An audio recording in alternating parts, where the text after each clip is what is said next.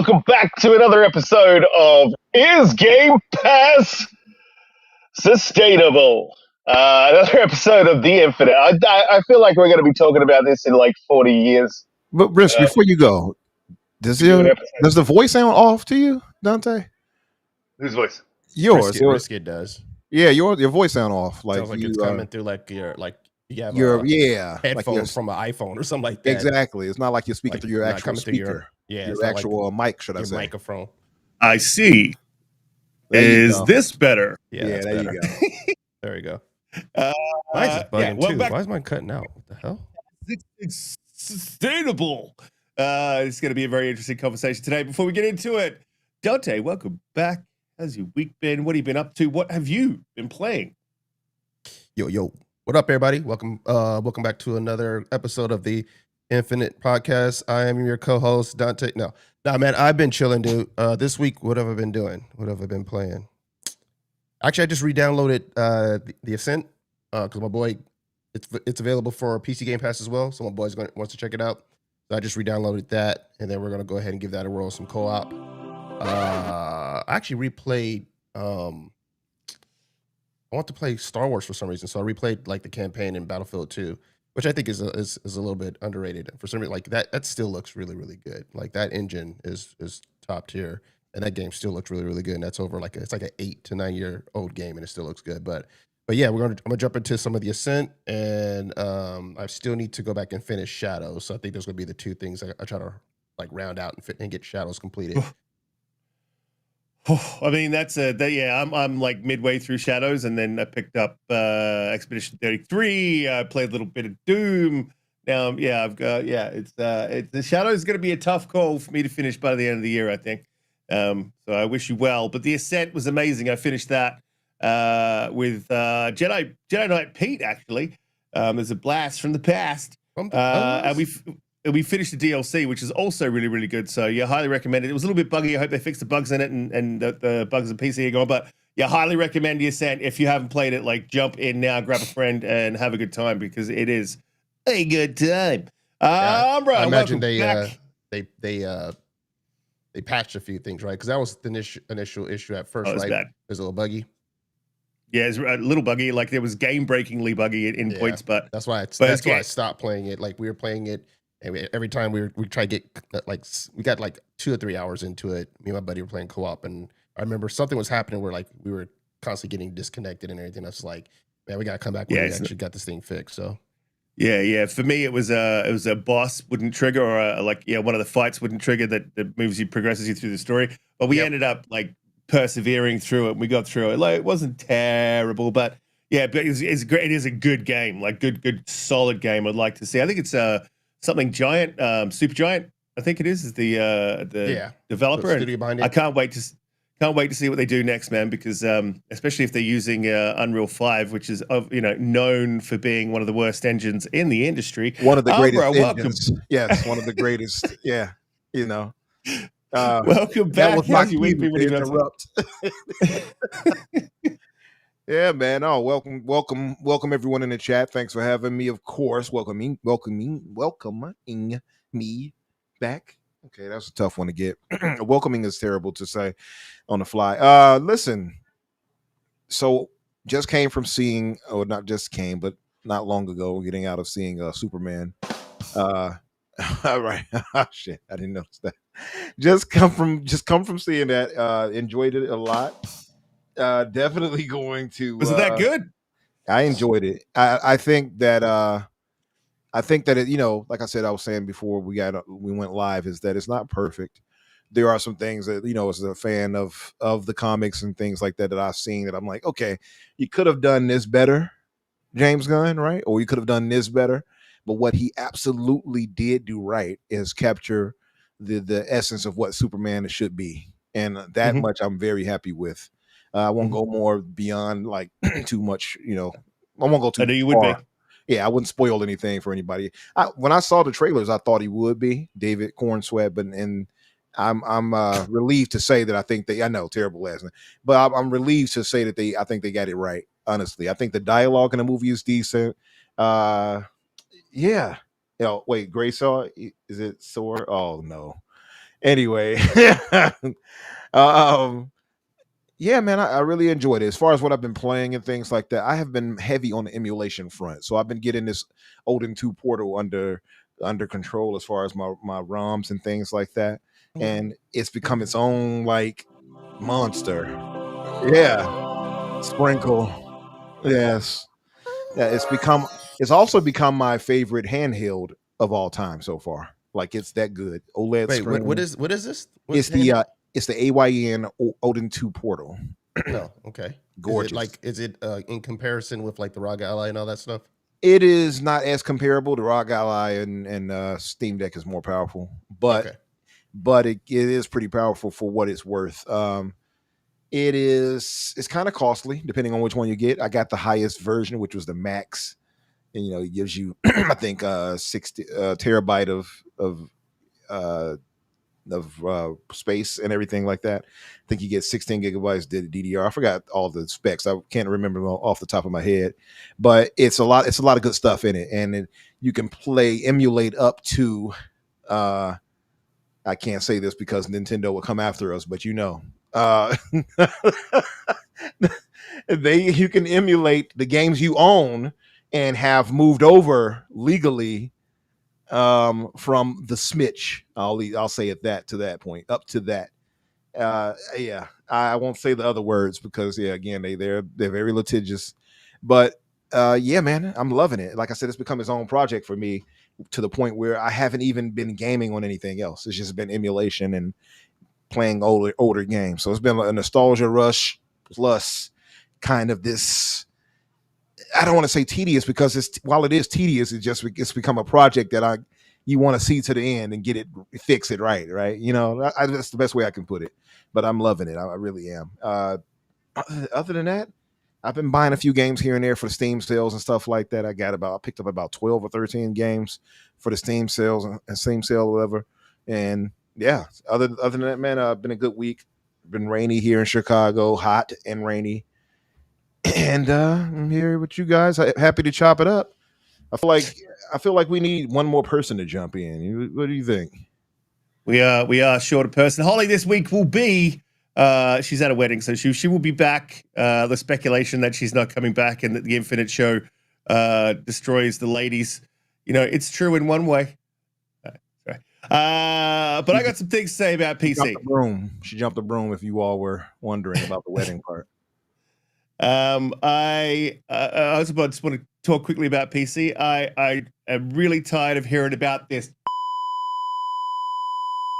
And you can take that thing Get that and all you out. can.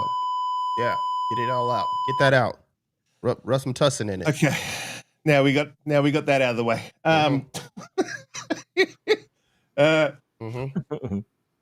Been an interesting week. Shout out to Biffrinaldi with a $2 super chat. He says Tony Hawk Pro Skater 3 and 4 has crashed twice on me already, but you're using PC, so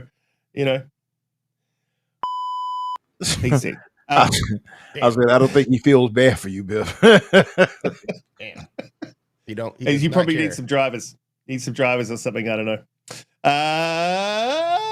My week, man. Look, I actually got a bit to say about the Switch too, and I've sort of got that because we all have a Switch. Is that correct? Some of us in spirit. Yeah, I do. Yeah. Yeah. Donte, did you get one? No. Okay. Absolutely not. Yeah, I don't blame you. I don't think you're missing out on anything just yet. But I think Bonanza is going to be pretty good. It'll be bananas.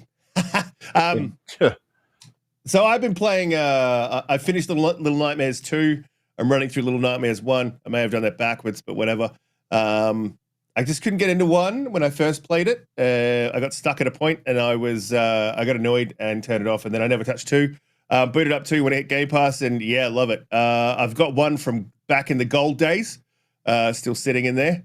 So I booted that up last night. Really love that. They're great little games, man. They are great little games. I love those Limbo type, what's the other one they did as well? Those Limbo type games. They're really up my alley, that side-scrolling stuff. So I'm also playing Metroid Dread.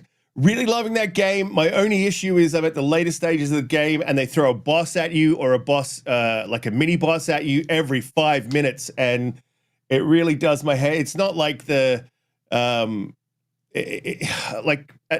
playing it at home in the dock, but when I travel with it, like as well, I've had some opportunity to travel and play it in handheld mode, and those boss fights are not for the handheld mode. You know what I mean? Like when you just take it a few minutes to get some gaming in, and then it's mini boss every 5 damn minutes. There's my only complaint, but I am loving the game. Absolutely fantastic.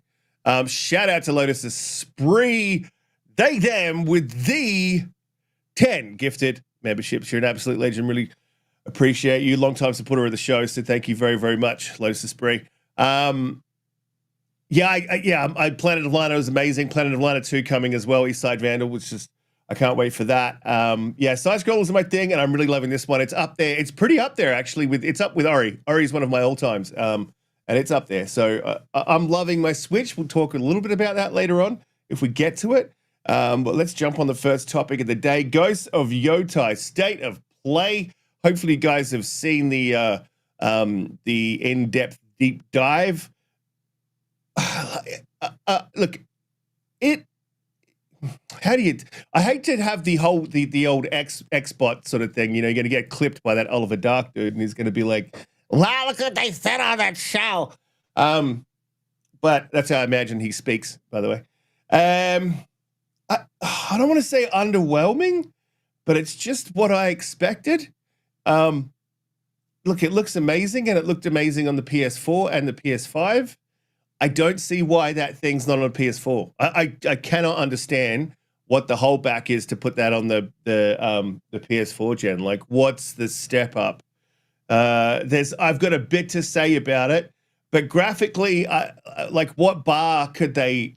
Like, are we at the bar? I feel like we're at that bar, right? That point where it's time to bring in ray tracing, it's time to bring in path tracing. It doesn't have any of that stuff. There's only so much you can do graphically, and I think they nailed it last time, so why mess with it? So I completely understand that. There's some things about it I didn't like. We were talking about it last night in the Discord, but I really do think as well that Shadows has sucked the air out of the room for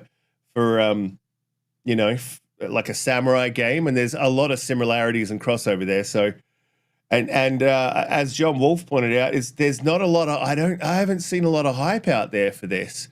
Normally there would be I have for people who are diehard PlayStation fans.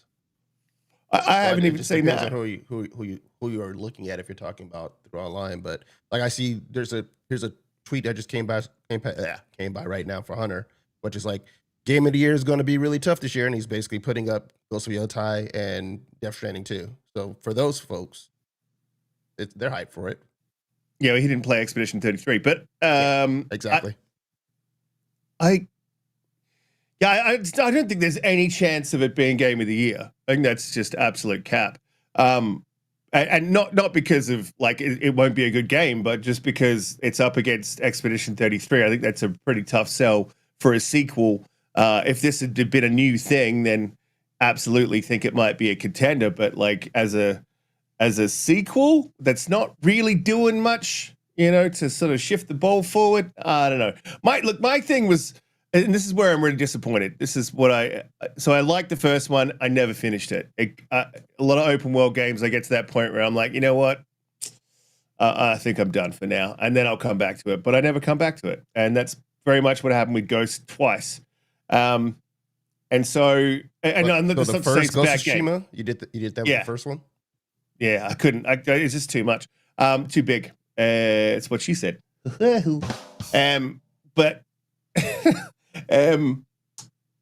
what I wanted them to do, because the weakest part of Ghosts of Tsushima was its movement and its stealth, and that had miles of opportunity for improvement, and they seemingly have not worked on that.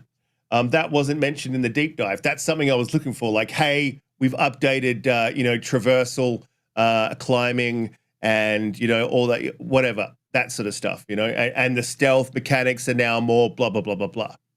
I didn't see that at all, but what I did see was an update to the combat, which was not needed at all. The stances were fantastic. That combat was almost perfection. It needed no changes, but they've changed it, and instead of stances, now you've got swapping of weapons, and each weapon, goes is better against a different foe who has a different weapon.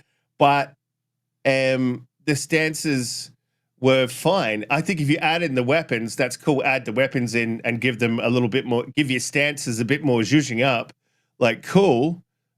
That would have been cool, but don't take the stances away and change it out for weapons. I like the stances, and they didn't need to do that. The work should have been focused on the traversal and the stealth, and they haven't done that. And aside from that, I don't see any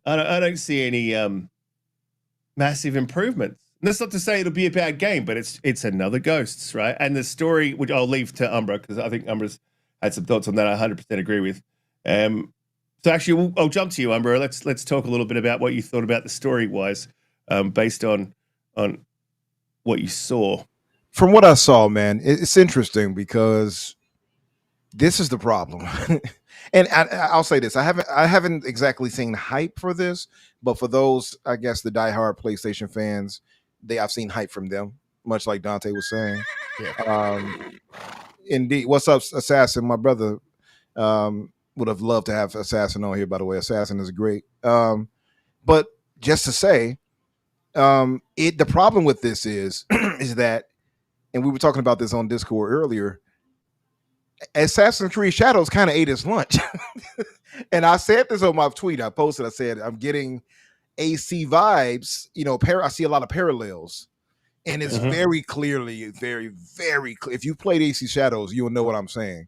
Yeah. Because Naoe and Atsu here in Ghost of Tsushima here, or Ghost of Yotei, I guess, Yotei here, they have very similar story structures as far as revenge after a death, right? Or after somebody was killed and seeking to get that revenge as kind of this lone wolf, if you will. And then also building up their, I guess, building up their resources through other people. It showed that also in this trailer here or this, I guess, deeper dive here. Although I would say Assassin's Creed did it much more robust on what we saw here. It's just like, oh, here's an image of the person you can talk to, right? And get things from them at your camp. Versus Assassin's Creed Shadows, you actually go to meet those people where they're at, for instance, and do whatever. It may be missions, maybe, things of that nature. And you'll get things from completing those missions. Also, the problem is, I see a lot of parallels, not only to Assassin's Creed Shadows, even the combat seems similar, except for, of course, when she switched to the different weapon types. I love seeing the Odochi, I think the Odachi, the long sword looked dope. Mm-hmm. The double sword, the double katana, that looked cool. I love the spear. I love the fact that you have a more adaptability when it comes to combat. So if you're going against certain enemy types, you can't fight them all the same. I like that. I think that's cool, because one of the complaints people expressed when we were in Discord earlier, was that they didn't like that you switched. They got rid of the stances that Jin Sakai had in part 1, which I can understand that, because it was pretty cool to have the different stances you can use with him. But the way I reason it out is, I think it's better this way, because it would separate him and Atsu, where they are, she's not some, I don't know. Well, I don't want to say what she is, because I don't know her whole entire story, but I don't think she's a samurai in the same way, right? She's not a samurai, right? I don't think they even allowed female samurais back in the day, but she's not a samurai. She's she's her own well-trained woman, right? That it is what it is. And she may have been trained as a samurai by a father or whoever, in the ways of a samurai, but she's not a samurai, right? So Jin has actual teachings as that, and was that thing, versus her, who was taught that offhandedly by somebody who possibly, more than likely, a samurai herself and themselves. And so she has her own way of doing it, but it aligns with Naoe, because Naoe also, she was a ninja, but she was held back by her father. He didn't want her to get into that type of, that business, if you will. But she was trained well by him growing up too. So it's very similar parallels to there. They even have the Unreal, which is a folktale in Japan, like a folktale of these groups, the Unreal or the Spirit or whatever. So that plays into it as well. Literally, the Unreal group that she has to track down are like 6 different members. If I'm not mistaken, it was 7 in 7 different members to track down or so in Shadows. So it's like, oh, I can't get the parallels out of my head. Even the way she traversed when she threw the little hook out there to swing across to get to the other areas and stuff, they even have that in Shadows. So it's like, damn, even her armor choices that you can switch to and customize. Some of them look like I saw Nightway for a minute. I'm like, damn, that looks like I could have sworn I saw that outfit in the Shadows. So that's the problem. It almost feels, somebody said that somebody must have pillow talked and gave Ubisoft the source, the sauce of what was going on, and they like took it and hurried up and got it out there. Comically, of course, they're joking, but yeah, and she's not a Roman, exactly, Palpy. She is her own like lone wolf. She's not a Ronin or a samurai or anything of that nature. She has no status as far as that goes. She was just trained in that way. I mean, very clearly, you're not going to be slicing people up as she does, and clearly going against samurai as she is without it. But the thing is, I'll say this: I think there is a strong possibility that the story structure, because I don't think this will be as gigantic as Shadows, and Shadows is gigantic. Now, I heard that Odyssey and Valhalla were particularly incredibly like large maps, but I will say, for me, having last played Unity before I moved to Shadows like, oh, like shit, that's a lot to cover. So I don't think that Yotei will be as big as that. So I think that'll lead to maybe a tighter story, if that makes sense. And they might tell a more cohesive, more streamlined, more cohesive story versus something that's super open world and different branching, ties to peoples and side missions and things like that in 2 different protagonists in Shadows. So that's the way I see it. I think that maybe it has an unfortunate effect that it looks samey, because we got Shadows in the same year, and Shadows was phenomenal, by the way, and it looks visually and better than this. So I do get your point, Risk, where you say, hey, this didn't look like a crazy leap, and it does look like something that could have been on PS4. I agree. I think this possibly could have been on the PS4. I think they're probably cutting off their nose to spite their face. They should probably have made it cross-gen in that way. I don't know. Mm-hmm. I mean, I get that those on PS5 might have been like, hell no, I want the best on PS5. And I get that argument. But as far as money making, they could have made a mint by putting it on PS4 and PS5, in my opinion. But somebody did tell me, of course, that the how they do this kind of load in of the entire world for you in Ghost. And they're right. So maybe they had limitations there. I don't know. What I'll say is that they definitely have a nice stylistic approach that they did the same thing in part 1. So that carried over here. And so I'm liking that. I also do like that you kind of can look in the distance with your little binoculars or whatever she used and mark where you want to go and just go at your own leisure.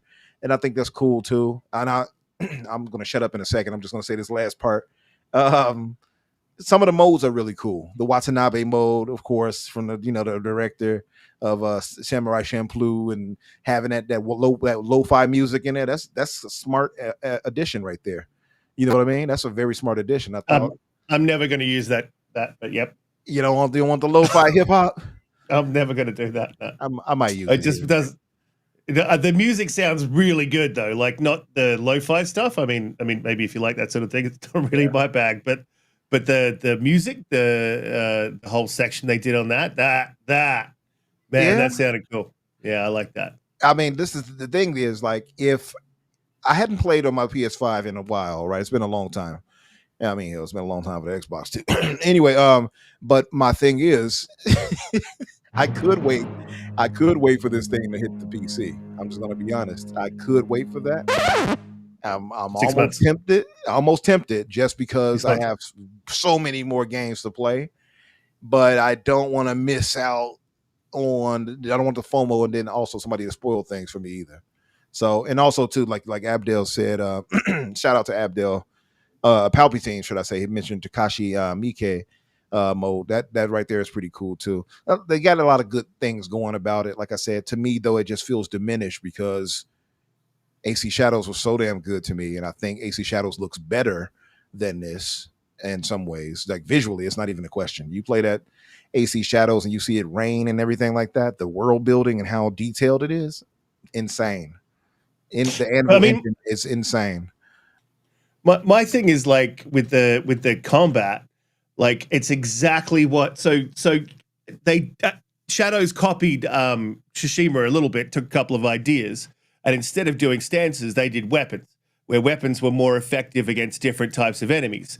And now Yotei is doing that, and it's like you set up the stance thing, and that was cool. Why didn't you stick with that? You could still have different weapons. That's my thing, and then just not updating that traversal and the hook. The Ghost of Tsushima, they had the hook, but it's really clunky, man. And if you're not doing that better than AC Shadows, and now you've switched to weapons in the combat that are more effective, then I'm like, why am I buying this? I'm not getting this day one. I'm not getting it day one, not at all. Like I'll wait till it goes to PC and then I'll buy it on Xbox. I was gonna say, wait a minute. I'm gonna say, wait a minute. You gonna buy it on PC? Wait a minute. Okay. I thought we got a spoil revelation here, Donte. I'm like, oh, he's joining the PC master race. I'll wait till it comes to Xbox, and then I'll play it because everything's coming. Shout out to Skill Up. Just side note, by the way, Skill Up sort of reinforced my point that I've been making for probably a little while, is that this whole move from Xbox is slowly backing PlayStation into a corner where their games are going to get played on Xbox anyway. If their games are on PC, they're going to be on Xbox. So PlayStation may as well start dipping their toe into the publishing on Xbox waters. Good to see a little bit of vindication. I'm going to rub that in the Discord later on. But Donte, did you get a chance to check out the Ghost of Yotei deep dive? How'd you feel about it? Yeah, so I'm not going to have too much more to add on it than you guys already covered. But like, so I think it looks great. I think if you are someone who played obviously the first game, and let's say if you skip Shadows, that you're going to be super hyped to play this. I just watched the footage of it again right now, and like looking at the combat, you're right. Like I'm like, oh man, that reminds me of playing Shadows. Like some of the actual like the kind of like the slow motion stuff when you dodge somebody, etc. Some of the the combat looks very similar, and I understand it could be that like Shadows borrowed from Ghost of Tsushima, and then obviously they've always had their own take in terms of combat ever since they've kind of revamped with Odyssey, but like. To me, when I'm looking at it, I'm like, oh man, I see similarities. So it makes me feel like if I've played the one game, I'm getting kind of more of the same, which I wouldn't care about because I like that setting. So for me, it's not going to be a big issue. If you're someone who did put 100 or some hours in Shadows, then maybe you're less inclined, perhaps. If you're saying, okay, is this going to be, if this is a long campaign, I don't know if it's going to be a 30 some hour one or something that's going to be 50 hours. So I didn't get that deep into the dive.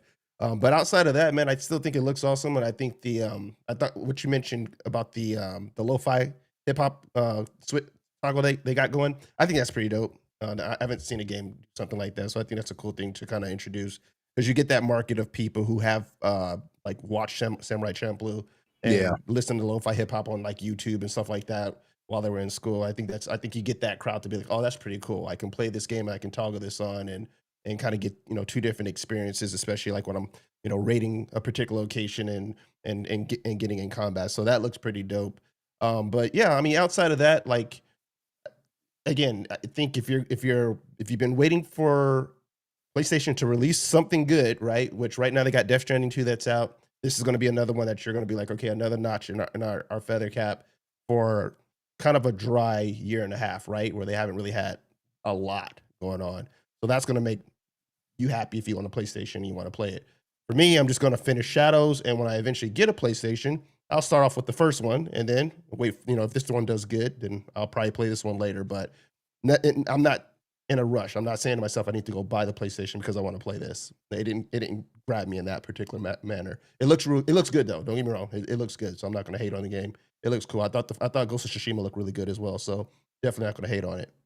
Yeah, I would say like let me ask you, if you all do play or if you play the cinematic modes, because they have was mentioned of Watanabe is for the lo-fi, you got Kurosawa The legendary Kurosawa mode is, I think it's black and white. Yeah. And Mike is the more close up camera, more bloody, gut like muddy and stuff like that. Like where it's more gritty kind of fighting, like or camera style. So, what would you all probably play it on traditional, or would you like to probably make it more gritty? Yeah, for me, I would definitely play a traditional. I like it. I don't have the only game that I played that I think had kind of a black and white aesthetic was Cuphead, right? That's the only one I can really think of. So I like, I got a big, huge OLED TV. I like to see colors pop. So you know what I'm saying. I feel you. Yeah. So for me, like the black and white mode doesn't really appeal to me. But toggling the Watanabe lo-fi hip hop stuff on, that sounds cool, right? Being able to switch back and forth between that, or play one way traditional and then one way with that on. I think that's pretty cool. But I definitely would play it with the all the glory of the colors, the pop, because it looks artistic, right? If I'm looking I'm looking at the landscape as she's like trotting through on the horse and everything like that. That looks like kind of like a painting to a degree. It did look like a painting. Yeah. It's beautiful. The riding around with the horses. Notice a bunch of ponies, mind you. I just thought about it. Yeah. I didn't even think about that. Damn, it just crossed my mind. But I would say too, I'm in agreement with you, because even in the first one, I didn't like the black and white. I'm like, nah, this game looks too damn good to be in black and white. And when I first got my OLED, and that was the first, Ghost of Tsushima was actually the first game I powered on to see it. And I was like, God, this TV is magnificent. Mm-hmm. Like, I cannot go back to a normal. I can only have OLED from now on for TVs. Exactly. I just cannot go back. Yeah. And that game. So I feel you. Like, seeing that in that, I can only imagine how great this will look on OLED. So yeah, I couldn't do it either. It would be a waste in black and white. That wasn't a PC talk. That was an OLED talk. I mean, but the OLED thing is like, it's the OLED Master Race, or it's the PC. Yeah, close enough. But yeah, my OLED is 5,000 nits, and the black point is at this. LG, get like exclusive club. I weirdly was talking to a chick last night that's she works at an exclusive club for lawyers and judges and people of that ilk. When you say an exclusive club, are we talking about a script club? No, like an exclusive club, like old men, like where apparently on Sundays they dress up with a red cape on and a big gold cross on and stuff, and they wear like different headgear depending on their rank inside the club. It's not an Australian thing. Sound like some type of. Because when we hear an exclusive club with like lawyers and stuff like that in America, that's a strip club, fam. That's what I thought either. So what are we saying here, brother? I thought a strip club, or I thought what are we saying? Crazy lounge, or like Illuminati. This is a gentleman's club for actual gentlemen's. Sort of like stonemasons, right? That's all I had. Yeah. Mm-hmm. Illuminati. Very interesting to find out that shit exists within. And I'm like, are they adding new members? And she's like, no, they're all old. And I'm like, so basically this club is slowly dying, and no one else is getting in. Like, this is. I'm like, how is that? She's like, it pays well. I'm like, all right, well, that's good for you, man. Until it dies, you've got at least like 20 years, maybe. No, like that. Listen, those exclusive kind of Mason groups, it's always been creepy to me. I know a few people that's been in them. They wear that Mason chain and such, or the ring. My old barber back in the day, Curtis. Shout out to Curtis. He always had that. I was a kid. I didn't know what the hell that G was. I'm like, what's this G? And the little, I don't want to say too much. Maybe the Illuminati might come after me, but yeah, that's the Mason symbol, right? The little G and the like protractor thing on the sides of it, or whatever, like a triangle. As he said, it might be a cult. She works at a couple there when they're like, dominate all like the party. Like eyes wide shut shit going on in it. She was women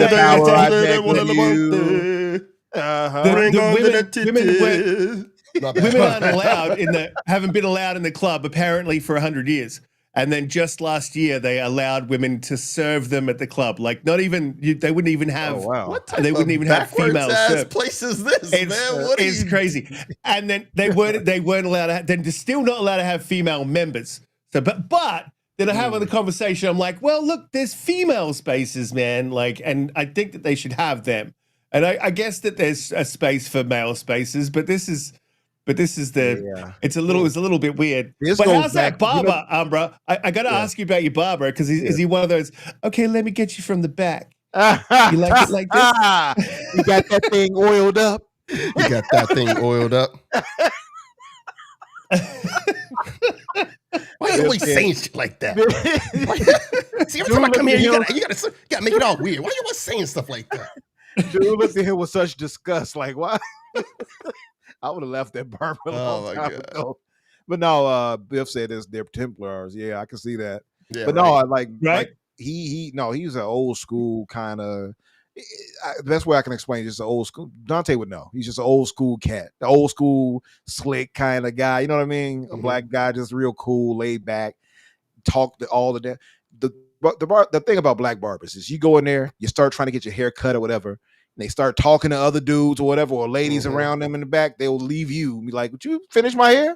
While they start talking and deviate, and you'll be sitting there for an hour or so as they come back to cut here and there, and then go back to talking. Yeah, boy, laughing and cut could have been over 20 minutes. Yeah, you're there an hour. That's the black barber experience. So that's how he is, old school, flirting with the younger ladies that come by to get their eyebrows done by some of the ladies that work in the shop under him. You know, because he had ran that shop, like I said, since I was a kid up until an adult, like literally. And he's in his 60s now, so maybe 70s actually. So, but yeah, he always had this he had the Mason ring and chain always wondered what the hell it was. And then I finally like worked up the thought to ask him when I got a bit older. I'm like, Chris, what's this chain all about? He's like, oh, you ain't ready for that information, young blood. He never quite the Freemason. Yeah, he never quite told me, but I learned it on my own. I'm like, oh shit, he part of the damn Illuminati. Okay, see what you on. I see what you on. Yeah, well, it gives you a reason, and this is something I think that we as young, I guess, younger generation, gives you a reason to sort of dress up, right? Because there's not that many like properly dress up. There's not that many like reasons.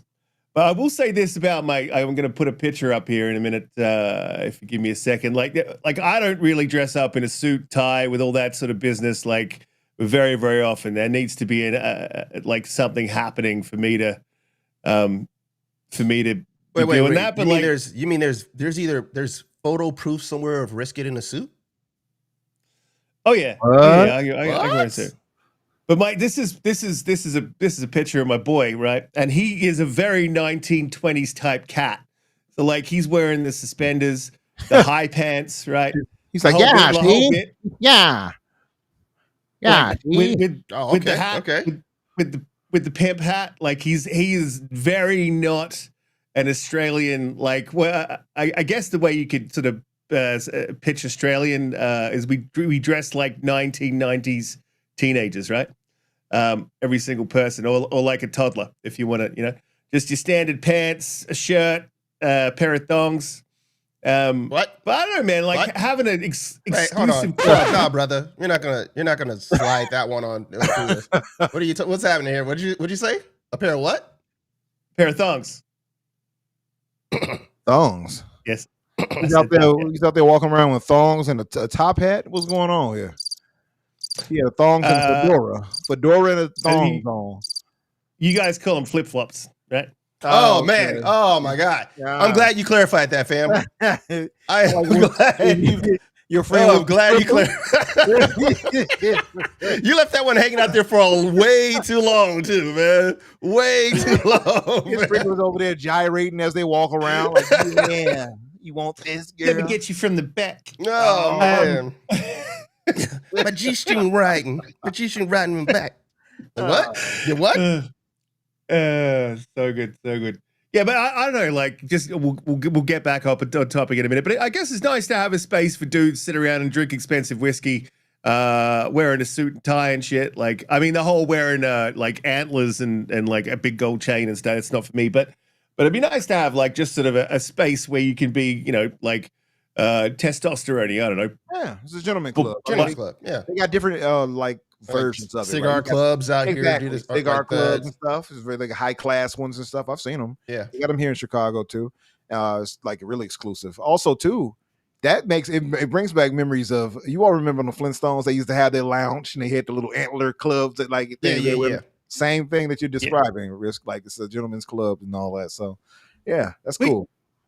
It used to be a thing, right? Yeah, it's just sort of gone away. I don't know. I think people need a reason to leave their house a little bit more these days. Like, you know, I could literally go an entire week and not leave the house if I don't need to. You know what I mean? It's too easy to stay home. And you know, and to have something to go do, you know, and like it's just sort of like a social thing where you actually, you know, maybe not touch grass, but you touch carpet. Didn't you? There's no ladies I was allowed. about to say which carpet you're talking about. But didn't you used to be like a surfer or something, Riz? Like, didn't you surf for a while? Yeah, man, I surfed for 20 years. 20 years. Well, say, why don't you get out there and hit the surf and get carried away in the current or something? I don't know. All right, my back's ruined, dude. I cannot do that anymore. Yeah. I can show you some pictures of some shit. Like I've surfed some big stuff, but yeah, I did my back and that was it, man. I just cannot do it. It takes a lot out of it. It's a young man's game. Anyway, let's get back on track. One final question. Eastside Vandal asked a very pertinent question. He says, "What do you all call thongs then? What are the thongs over there?"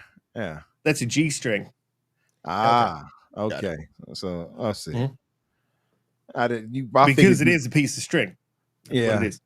Why is it G then? What's the G stand for? Because only the G's get at them. I was going to say the gooch is the gooch string.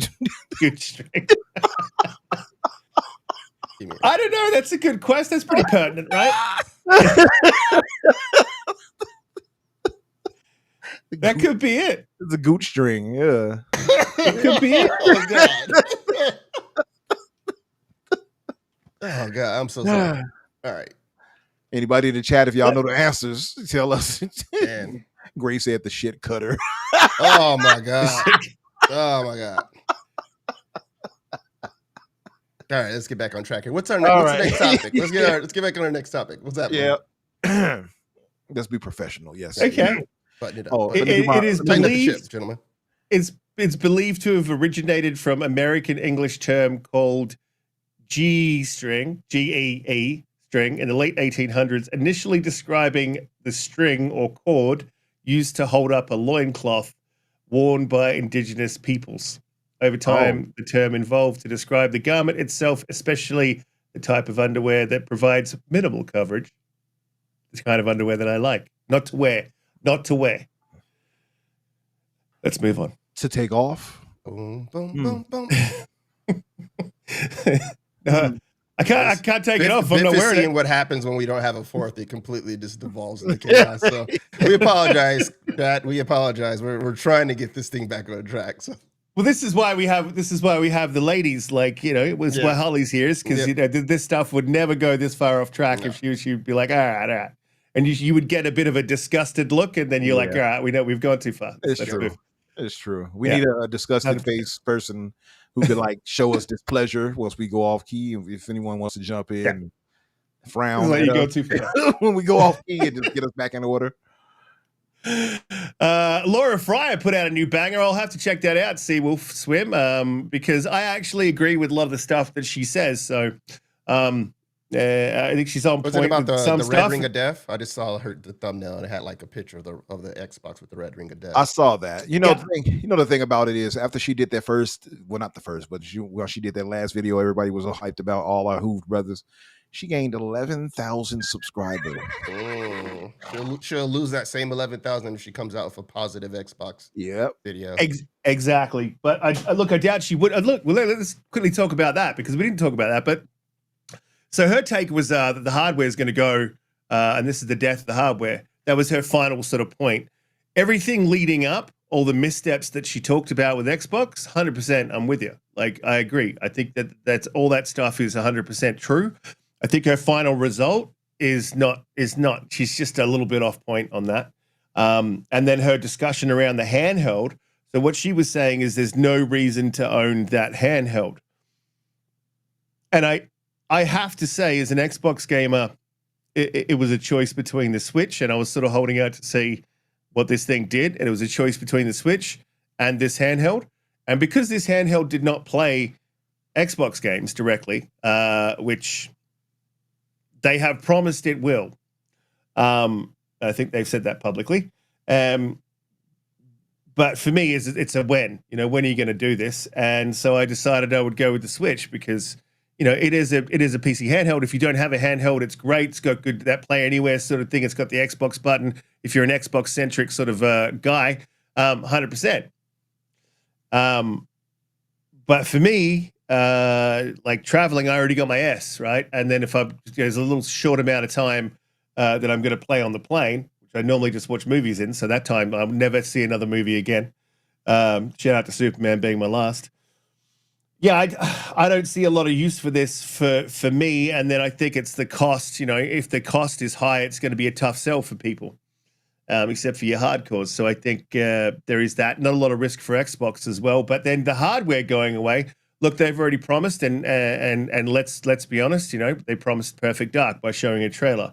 They said it was coming along. They said Everwild was coming along. Glad we could give them the time. There's a lot of promises they've made. They've broken 100%. I agree with that. I don't think the hardware is a promise that they break. And I also think you can see that reflected in the layoffs. They didn't touch the hardware team.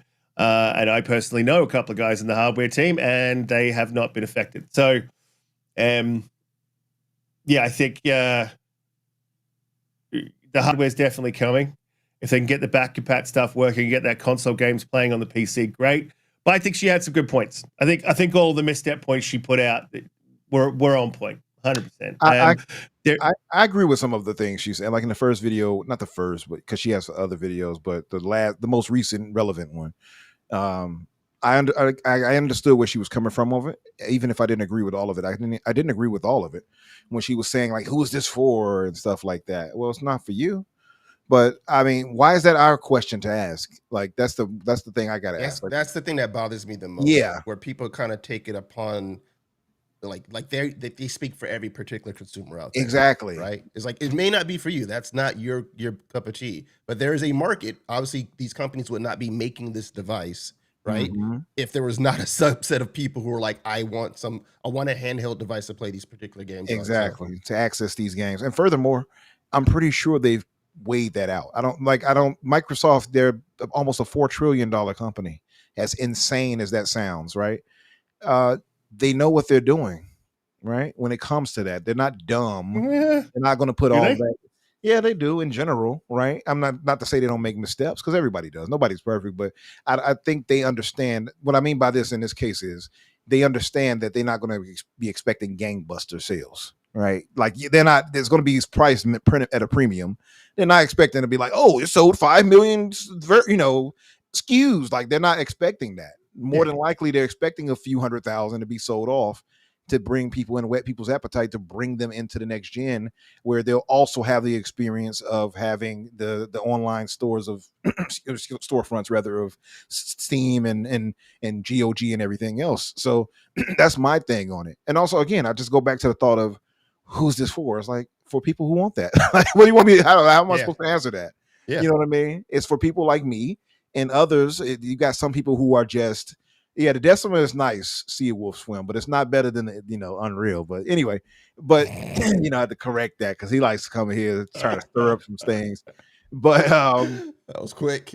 You have to get him back in order, No, but like it's for people like myself. You got a lot of people who are just hardcore, as John Wolf would say, pay pigs, and people who like new devices, right? So there's a lot of different people. I'm someone who you guys heard me plenty of times on this show, right? When we talked about handhelds, and I was like, yeah, I'd rather play in front of my TV, right? That's what I got the TV for, right? This is the first time that I've said to myself, damn, I might be interested in a handheld. Yeah. Right? So it's like, yeah. And then you can hook it to your TV, right? Yeah. So it's like, props to the company for making something to entice someone who's like, I'm not in the market for this, to be like, I might be in the market for this. There you go. And you can dock it. And I say this because shout out to my brother Magnum on Twitter. He did not know you could dock it. Magnum Riskit. He didn't know you could dock this thing and plug it to your TV. Alex. Yeah, he didn't know. And I'm like, yeah, I've docked mine many times, my current Ally, to it, and played, PC games, whatever, on the TV. He didn't know you could do that, and some people are not aware of that. I think Microsoft and Asus would be well to do better to explain that and show, like, hey, you know, you can plug to see a TV, right? Like they I would think they would better do that and show that off. Maybe I'll start posting some videos so people are like, hey, look what my rod can do, my Xbox Ally can do. Like, because some people, I was surprised he didn't know that. And Magnum is fairly well educated on the, you know, the tech and things like that. But that goes to tell me there are so many more people that don't know this, and probably if they hear that, will be like, oh shoot, man, yeah, I'll get that, because now you transition from handheld to being able to play this on your TV, which is what most console gamers typically want. Right.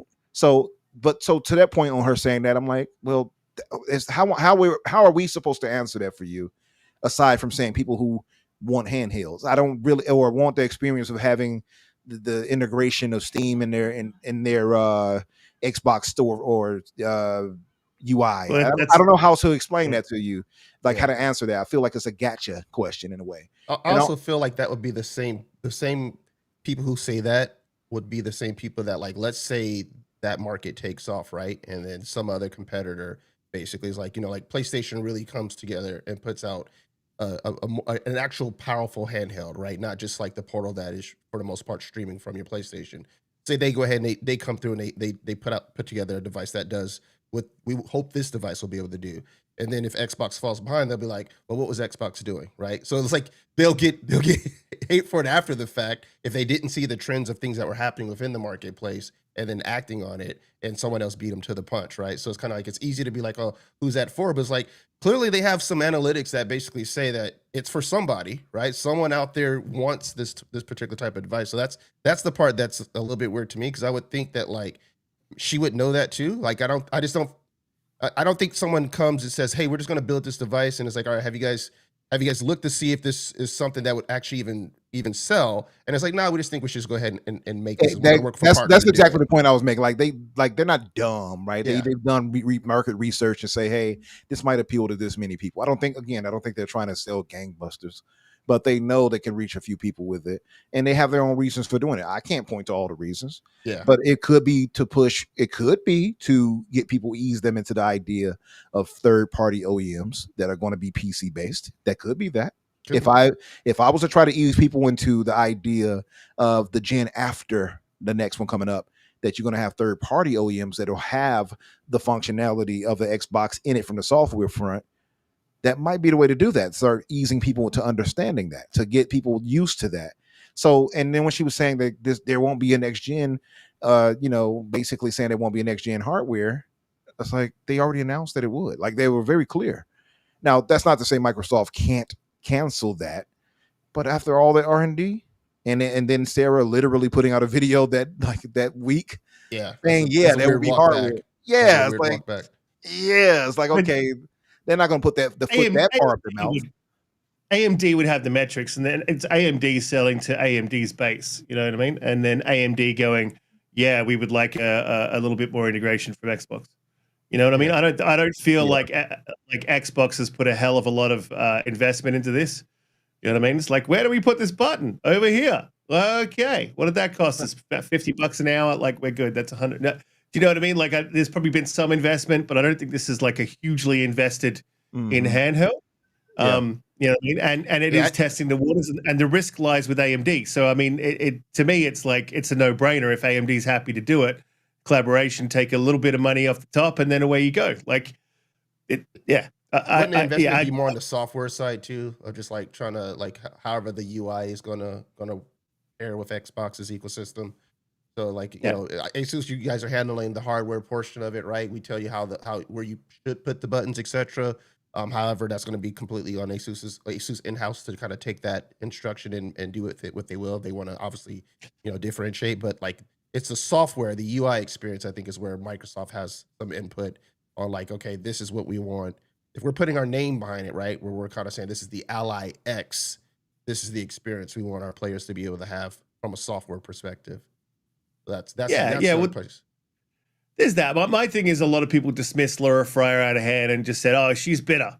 And I'm like, well, she probably is a little bit, like, maybe because she doesn't like the direction that Xbox has gone, because she was one of the original, the OG Architects, if you team. will. Yeah. Yeah, And, I agree.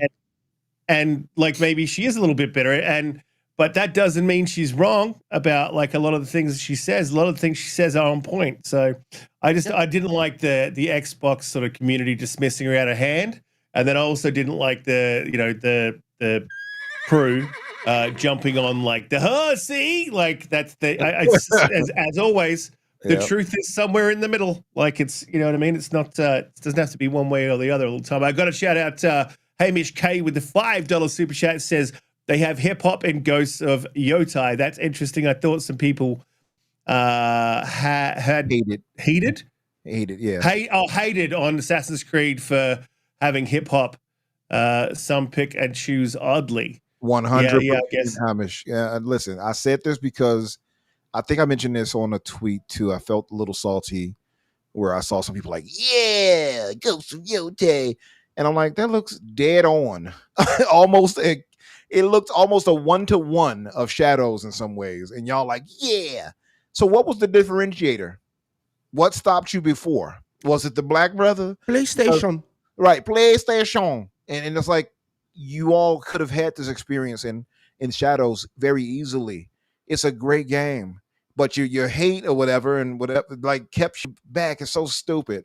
And now I'll say I'm happy that people will give this a chance. But damn, y'all, like, please get that nonsense out of the game. And I'm so tired of that.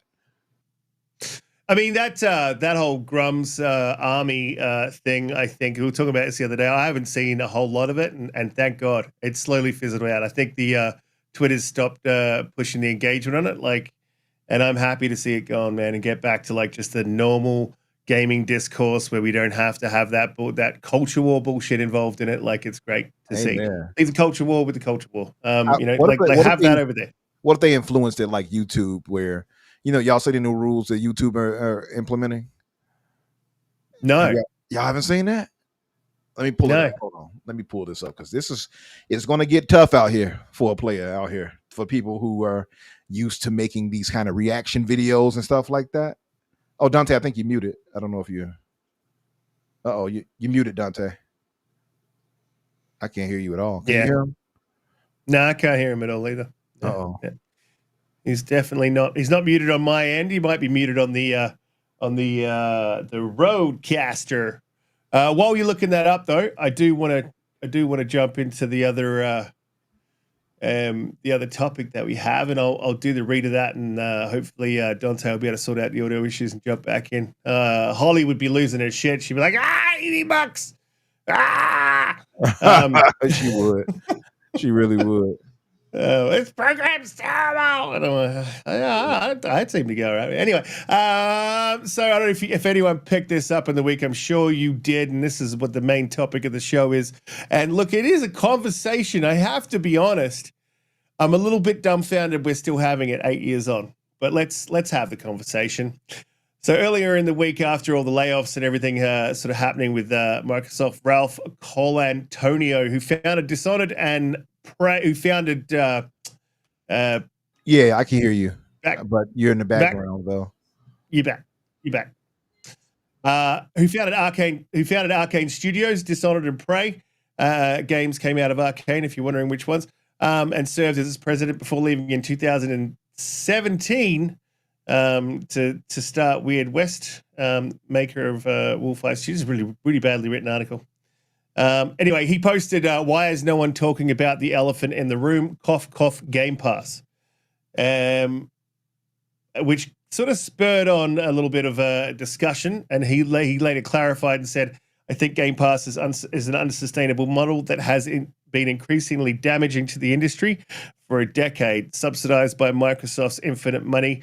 But at some point, reality has to hit. I don't think Game Pass can coexist with other models. They'll either kill everyone else's or give up.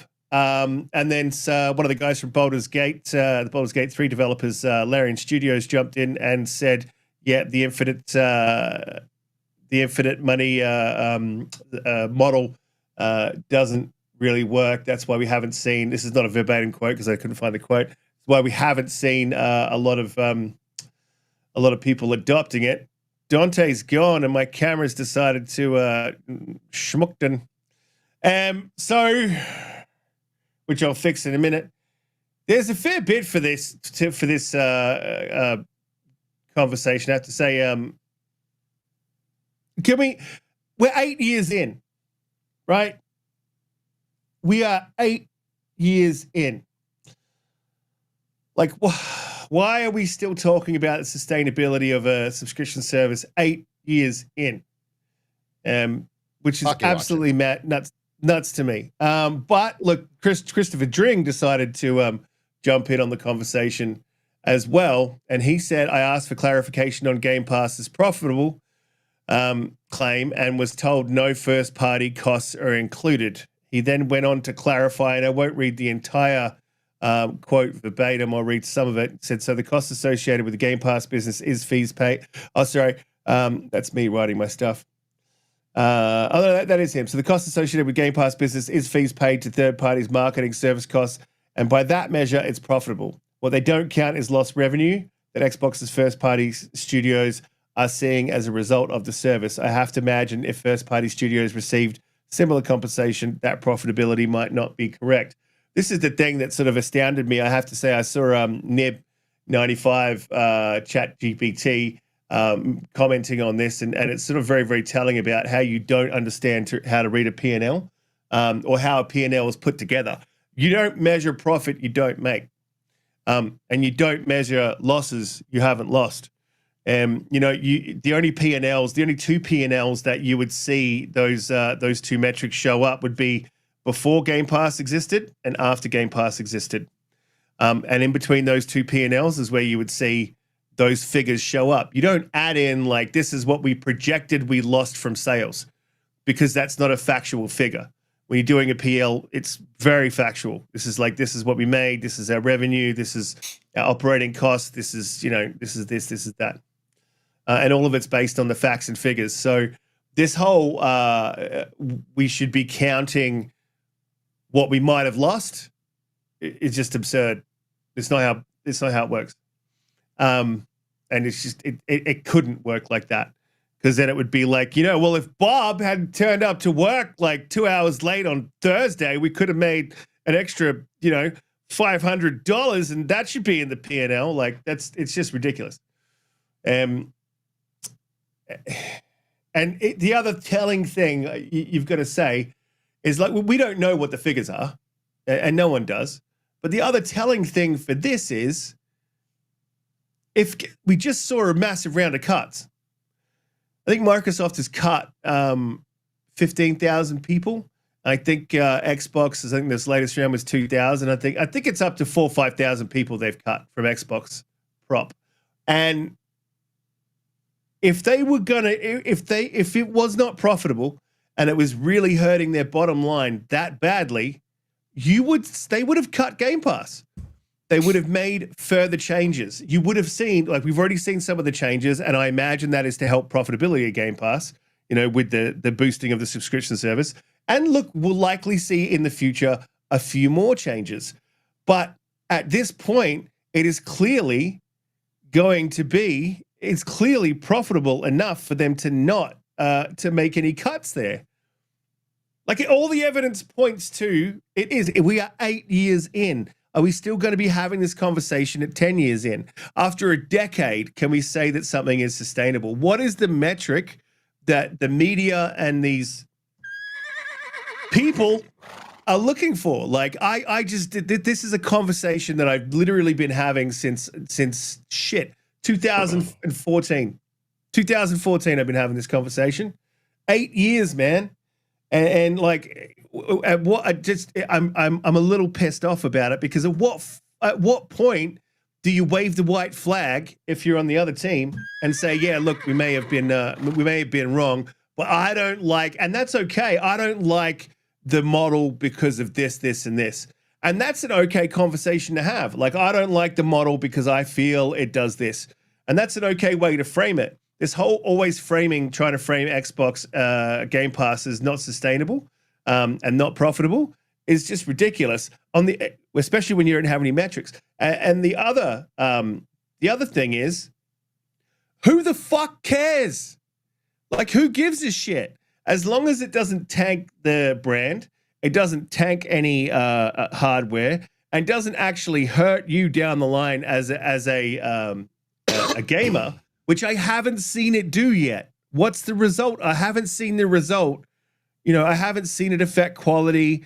I haven't seen it affect cadence. If anything, I've seen it have a positive result with cadence, like in this 8 years. So if there's no effect to the end user other than positives, then what the fuck is your problem? I think that is the problem for them. I think that people like Christopher Dring have a specific agenda, and I'm not trying to make it like the brother is fully hateful of Microsoft, and they've earned enough ire over the time. Just before you go, I got to do a quick reboot. So keep going, and I'll be right back. Okay, so I feel like they've earned the ire in some ways, but then also Microsoft has become or has stayed this boogeyman ever since they've entered gaming, and we all know it. Like, if you all think back to OG Xbox, it was always this unwanted redheaded stepchild situation from a lot of PlayStation guys. Christopher Dring is a PlayStation guy, and that bias bleeds into his journalism, unfortunately. There's a lot more where that comes from. Way more, right? So even old boy from the Digital Foundry, he's a PlayStation guy, and he said all types of disparaging things about Xbox before. That was on messaging board. So like a lot of them have that. A lot of them don't show it as well as those two maybe, but a lot of them have this bias. I look at the old buddy from Kind of Funny. What's his name? Can't really stand him. I'm gonna be honest. Blessing. He's not a blessing to me. He's also one of those people who wear his PlayStation heart, or used to at least wear his PlayStation heart on his sleeve, and kind of had to pull that back now that they're doing a real more robust discussion on everything. Yeah. But I remember some of the things he said, and he jumped into a chat on one of these streams that they were having and let his true feelings be known. Like, yeah, a lot of these people have biases and then pretend like, oh, no, we're just on the up and up. This is fair. No, it's not fair.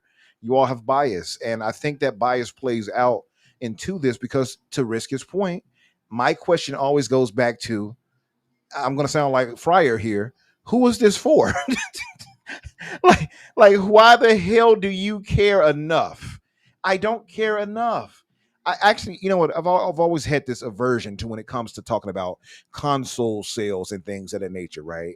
Because it's like, I don't give a damn what they make. I only care so much as what it influences of what I can get from them. I'm always going to only speak from a consumer point of view. I don't give a damn if Microsoft turns a crazy profit. They're worth $7 trillion, right? They're going to be okay. My broke ass basically making it to get these games. So let me use this Game Pass to my heart's content. And there are people far worse off than me who have had Game Pass be a blessing unto them. So I find it kind of offensive when I see people always trying to tear down Game Pass. Like Riskit said, it's been almost 9 years. It's the same thing as Xbox. Xbox is dead. Xbox. They've been saying that now for 20 years, 20 plus years. Mm-hmm. This is the longest death rattle in the history.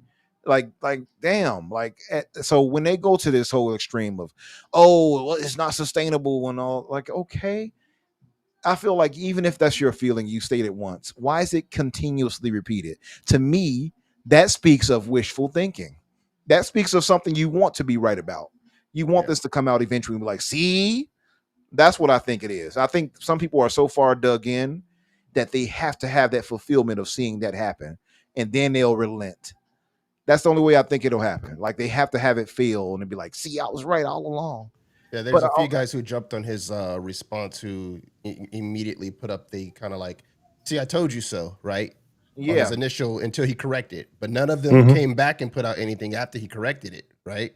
So when initially they thought the narrative was what they wanted to believe, that was like, oh yeah, see, I told you so. The Game Pass is ruining, yada yada yada. He comes out, he puts his correction, and it's quiet. No one's saying anything about the fact that, like, oh crap, we were basing it off of of what Dring was basically confirming what we thought was the truth. So that's the part that really bothers me as well. But sorry, continue, Umbra. No, you fine. That's perfectly said. And nerds just reiterating what I'm saying. Like, it's a service, right? Like any other. Nobody makes these same complaints when it comes to any of these other streaming services and things we use. Only when it concerns Microsoft. Now it's like, oh, it's not sustainable. People mentioned that before for Netflix and then got quiet because they saw Netflix wasn't going anywhere. You got Microsoft that's worth more than Netflix would hope to be. And you continuously hear the death rattle talk for them and their services. It's like, no, they're making a profit, y'all. They came out and said this, and I think it was also in court documents where they said it. So it's like, yeah, they can lie, but would they lie like that? Do what they need to? And it always goes back to the money part. At the end of the day, like, outside of us, we've already seen how Amy Hood and Satya doesn't give a damn about cutting these jobs. And shout out to those affected. I still hold true to that. I don't dismiss that. I feel sorry for those let go. I got friends, like I said, I know personally that I talked to that they were let go because in this current round. So I don't say this lightly, but if they would get rid of them like that, 9,000 people across Microsoft, why would they keep an unsustainable Game Pass model around if it's not doing something for them, right? And their whole motive of doing Game Pass is to keep subs, to keep people in that ecosystem. Clearly, it must be working, right? Yeah. And that's how I would look at it. And even if it isn't, I don't give a damn enough to continuously go on this investigative run like I'm uncovering the Operation Deep Throat or something. I don't understand this. It's so weird. It's the other thing as well. Is like hey, we're losing exclusivity, or they're not doing exclusivity now because like the sales is the problem, and then they're not making enough. The bullshit. I call bullshit on that. Like, they could completely afford to hold on to exclusivity. And then run that gaming division off the $6 billion. I knew you were going to bring exclusivity back to this. You just can't let it go, bro. You just can't let it go. Game Pass is not projected to be 5.5 billion, nerds and other legends. It's projected conservatively to be around about 6.2 billion. Conservatively. And they could run that entire business off, if they did it right, if they managed it right, off that 6.2 billion. Like, you could do that. That could be done. Just doing your 4 games a year, 100%. One of them's COD, 100%. You could manage that entire business with that 6.2 straight off Game Pass. So to say that they have to drop exclusivity and sell their games on PlayStation, is because they they need the money is just flat out bullshit for the birds, flat out. And what it is greed. They want more money. That's Microsoft. They want more money. Yep. And PlayStation is the same. They want more money. And it's not like they're not making profit. They just want more money. And it's that simple. And if Game Pass was not bringing in the money, they would drop it like a hot potato. Look at Microsoft's history. Look at it's no Zune. Way. Is it 2017? Is that when it released? Yeah. June. Okay. There's no way 2014. They would have taken a loss. 2014. It wasn't 2014 for Game Pass, was it? No, 2017. I think it was 2017. Game Pass is 2014. I'm pretty sure. 2017. You got to be 17. Yeah. 2017. All right, but anyway. Donte, your screen went black. Yeah, my screen's bugging out. All right, it was 2017. I'll shut the fuck up. All right. But what I'm saying is there's no way Xbox would have let it go. Microsoft wouldn't have let it go this far on running a loss if they're like, hey, this is like, they would have given it 2 to 3 years probably. Nowhere near 8 or 9 years on this thing is not profitable. So it's just a 100%. Weird narrative. I don't quite get it. I'll be right back. Okay. Like, exactly what he's saying. Like, there would be a point at which Microsoft would pull the pin. Like, they pulled the pin on Zune, they pulled the pin on Mixer, they pulled the pin on Windows Phone, they pulled the pin on a heap of things. They're not shy about pulling the pin. And Game Pass is not special to them. Game Pass is another revenue driver service that they provide. And if it's not working, they will pull the pin. Yeah. Like, don't. Yeah, it's not like they're going to hold on. Let's just hold on for a while. Like, no, they're going to get rid of it if it's not profitable to them some way. Right, and they've built it like to the I mean, and initially every subscription service is not profitable. There's more outlay. But you know what? When you start any business, it is a while before you hit profitability. You know, the ideal depending on what structure you're going with, the ideal is to hit profitability before 2 to 5 years. But a lot of businesses are not profitable before 2 to 5 years, and they cannot. And that's why you see a lot of new businesses shut down before they hit that 5-year mark, because they haven't reached profitability. And Game Pass is no different. You know, it took them a good 5 years to hit profitability with that, and then they have, and they've got the money to push it. So, and this is the other thing. It's like Game Pass doesn't make enough money to sustain itself, and it's the infinite money like model. There's not infinite money. They don't have infinite money. And if they have a budget is what they have. And if they're not hitting that budget, they're laying people off or they're doing whatever. But they're not, it's not because Game Pass is not hitting its budget. And at this point, like realistically, the Xbox business itself was profitable. So the layoffs, frankly, are because they're greedy and for AI and all the other bullshit, which we talked about last week. So yeah, it's at 8 years in, we are still having this stupid conversation, and people have just dug in and no new info. This is the thing with the PlayStation community, and I hate, I'm sorry, but all shade to you guys.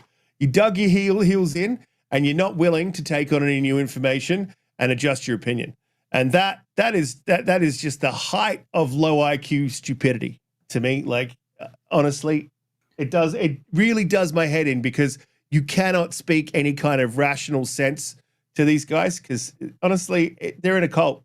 It is like a cult. And one of their beliefs is that Game Pass is unsustainable, and it does not matter what new information comes to light. These guys are always going to come back with the Game Pass is unsustainable. And any tiny little bit of information, you're going to see Twitter fire up about it. So, well, you know, it's a theme for it too, because it seems to kind of follow anytime there's some bad Xbox news as well, that this comes back up. So like, because like the catalyst, what triggered it was the layoffs, right? And it's like, oh well, exactly. While we're at it, let's talk about Game Pass. The part that's a little weird to me is like, why didn't we talk about the other major elephant in the room, which is the cost of production? Because that's what's really killing the gaming industry. It costs too much to make games, and it takes too long to make games these days. Yeah. Right. So like, because like if it's like everyone isn't putting their games on Game Pass. Sony still has 60 some odd million users on the PS5 who have the ability to purchase games. And I would think that would be enough to sustain a lot of these companies if everybody was buying games, right? But the price of games is higher, and the development cost is higher. So even if they are selling, if the game sells, when companies come out and a game sold 2 to 5 million, they're like, this game underperformed. That's a problem. You know what I'm saying? Like, it's crazy. That underperformed. It sold 2 to 5 million. That underperformed. So that's the bigger elephant in the room. So I wish that would have been the conversation, but it's easier just to be like, let's pick on big bad Microsoft with Game Pass, as opposed to talk about the other things that are really impacting gaming. And to add to that, if I want to add one more element to that, to your point, aside from the crazy cost of making these games, right? I had it right at the tip of my head. I don't want it to disappear. Hold on, let me grab it. One of the things that's overlooked, well, because they keep saying like, oh, this is costing losses because people are going to sub services or whatever, and the Game Pass has been a problem, and so Game Pass is simultaneously a problem because it's costing sales for games, for devs, right, for other studios, and then it's dying when it's going away. Which one is it? So, and they're like, both. It's costing things and it's going to go away. But what about black hole games? That's I said that we were talking about this on Boom this past. Oh, you mean spending all year just playing Fortnite? Literally, just like I think they did a look on it. It was like 40% of gamers across Xbox and PlayStation are just stuck writing those. That's games. the thing I was going to say is these sinister. Like, it's hard that we're not talking about this enough. But it's 100% Sinister Six is a problem. You know what I mean? One of the top games, the top game on in Xbox right now is like Minecraft. Rust is sitting at number 6. You've got 2K25, that's sitting at number 2. You've got FIFA, which is FC25, sitting at number 3. Yeah. these are the black hole games that suck people in, and they don't provide much value to the gamer, but the gamer continually buys them every year because they need to. COD's one of them. How do you deal with those? And this is where we got onto that conversation last night about ZeniMax. Is like they had a game that they had in development from the ESO studio that was working on a looter shooter / RPG / MMO that was cyberpunk, Destiny-esque, a little bit of Warframe mixed in. You know, what's the cyberpunk thing with Harrison Ford? It's right there at the tip of my head again. What is it? Harrison Ford movie back in the cyberpunk type esque setting. What was the name of that? Blade Runner. Blade Runner. Yeah. With Titanfall movement. You know what I mean? And that's the game you cancel, right? As Microsoft. So there's your mismanagement and going off in a little bit of a sidetrack. That's what sort of took me over there because I'm like, you guys look like you had a winner on the board there and you canceled it, and that was stupid. But these Sinister Six are what does more damage to the industry than anything else because people they don't give a shit. Like I got wrapped up in a Battlefield bubble for about 5 years. I didn't play anything else but Battlefield. You know what I mean? It like sucks you in. And as soon as the new Battlefield was coming out, that was all I cared about. I think they need to find a way to break into these casuals zeitgeist games. You know, that's what black Sony hole games. Yeah, I mean, they created their own problem, right? Because it's like you saw the amount of money you can make off a live service game, so then you were like in a rush for everybody to get their live service returning capital game, right? But then you get to a point where you've done that, where now you got people in these black hole games. So now when you push new IP out, it's hard to get the people to step away from their black hole game to try the new game out, right? And try a new IP that maybe isn't a black hole game. It's just like a 15 to 30 hour experience, and then you're done with it. So it's kind of like you did it to yourself to a degree, as these companies were searching for that. Even with PlayStation chasing down live service games, trying to get Bungie to create something for them. So it's like it's a creation of the industry's own making at this point to a degree, and I don't know how they can entice the gamer to pull back and spread their time around through more games as opposed to just spending all the year in COD or all the year in Fortnite or whatever it is that they're playing throughout the year. You make it, this is the thing, you make it approachable and cheap. That's one thing that Game Pass does. Pumping your games up to $80 does not make it approachable, does not make it cheap. Look at Helldivers coming to as another result of, all this when Helldivers got announced, all of a sudden it's like, oh, let's talk about Game Pass. Right. As well as so that's Hell Freezing Over, right? Because that's a PlayStation first party game. You put on Xbox. They tried their darndest to make it not first party. If you look at some of these guys' tweets, it's not really that. Well, they have the say. Like, what world are you in that they have the say over Sony, who owns? When I look at the game on Xbox, you see, I think it says like either PlayStation or Sony Publishing, something like that, right? So it says that LLC. What's name? So it says like Sony Publishing LLC, and that's like, to me, it's like saying that like.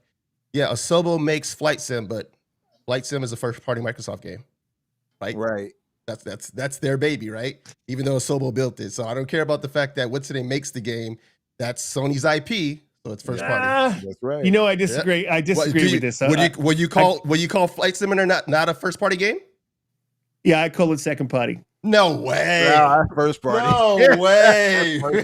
No way. He's going off the traditional talk of third party team is making it, so it's second party. But it's a first party IP. That's what Donte is saying. It's a first party IP. It's first party IP, and it's published by first party. So because look at Sony nor Microsoft is making none of these games, right? Their studios are making the games, right? So the only the difference there is splitting apples or splitting needles about what am I trying to say here?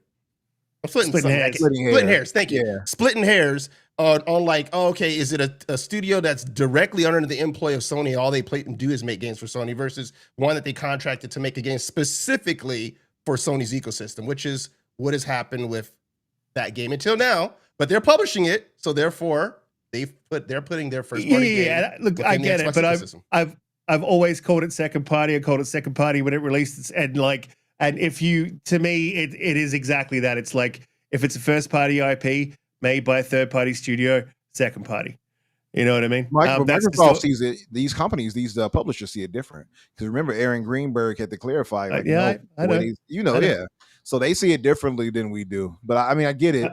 But I'd argue the point with Aaron, like right now. yeah, you gotta argue with you gotta argue with the people in the industry who define it. Like, I disagree. I disagree. Yeah, you're right. You have the right to your opinion, Aaron. No. You have a right to your opinion, buddy, but I disagree. Hey, that's some shit. Right? Like, are you talking to Sarah? Yeah, but is it though, Sarah? Get along with this guy. What? Right. Riskit, what are you saying to me right now? I'm Aaron Greenberg. Oh, I really would. Aaron probably knows I would. I believe you 100%. But as well, the other thing is I've been calling it second party since the release. So like that's the thing. Like I'm not gonna now be like, oh, now that it's on Xbox and first party. I've never met someone more stubborn than Riskit. I'm consistent. Like I can't change now. Yeah, right. I've been doing this since the beginning. Gotta hold my jeez. Yeah. I mean, new information, absolutely, but like, you know, I'll assess the new information when it comes in, and if I like, nah, then nah, you know, that's nah. When Aaron said it back, you know, like I think it was last year when Aaron said that, and I was like, nah, that's second party. I would love to just see like you just start arguing with like Phil or one of them about this. Like, well, no, it's not really that Phil, or like Matt Booty or something like that, and Matt Booty just staring at you like, what? And it's funny because the Matt we thought he was all soft and nice, that's not really Matt. We saw who he really was in the court documents. You probably will be arguing you and him, you and he. Oh man, Matt's yeah. Look, Matt's he's a very energetic man, is what I'll say from the brief interaction I had with Matt. Like, yeah, very energetic, very charismatic, and it's probably why the man still has his job, because I personally think. Yeah, they either need to do some performance management there, or just like drop him like a hot potato. But you know, that's my opinion, and Matt probably doesn't appreciate that opinion. But you know, whatever. Yeah. Highlight our great member saying his comment. I think that's a great comment right there. You know, just yeah, you know, everyone has their right to be wrong. You know, y'all leave Riskit alone. You know. It kind of rhymes the right way. Yeah. There is examples of like, you know, one dude being right while mass opinion is incorrect. So it happens a lot with me. It's happened before. The earth was flat at a point for some people, right? Until it wasn't. Although there are unfortunately there are still flat earthers, but yeah. Is it right? It's crazy. I watched the Flat Earther doc where the dude like proved that there was curvature in the earth. He's like when he sets up the two different things, where like they set up one and they're like put this one out like so many yards ahead, and he's like, if it says this, well, that's interesting. He's like, that must be wrong. We must have done something with these instruments. We're going to go back and redo this again. I saw one of the. Did you see the situation where the guys? I forgot his name. Some rich dude. He get them flew out, as they would say, flew out the flat earthers to Antarctica. And to test and see if the sun goes here and doesn't go down here and continues going across the horizon, you would know that it's what, you know, we're circling around the sun or whatever, right?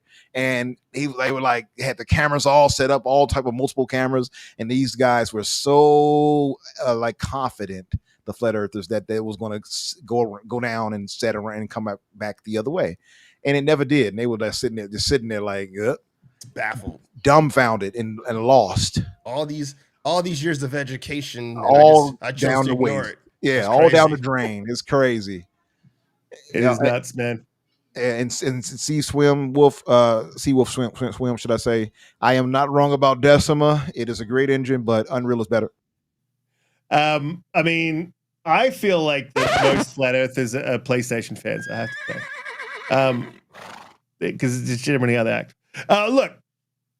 Bit of a short show this week. We're going to get Donte out of here because I know he had to wrap it up probably about 5 minutes ago. But I did want to talk about Nintendo Switch 2. I'm pretty happy with my purchase. So yeah, I'll just say, like, I'm super happy that I bought it. I'm playing a lot of the old games off the Switch 1. They don't run at 20 FPS. They run at 60 FPS. And I think the hardware is at where it needs to be for the games that Nintendo are making. And I'm loving it. I'm loving being able to have, you know, a handheld with me.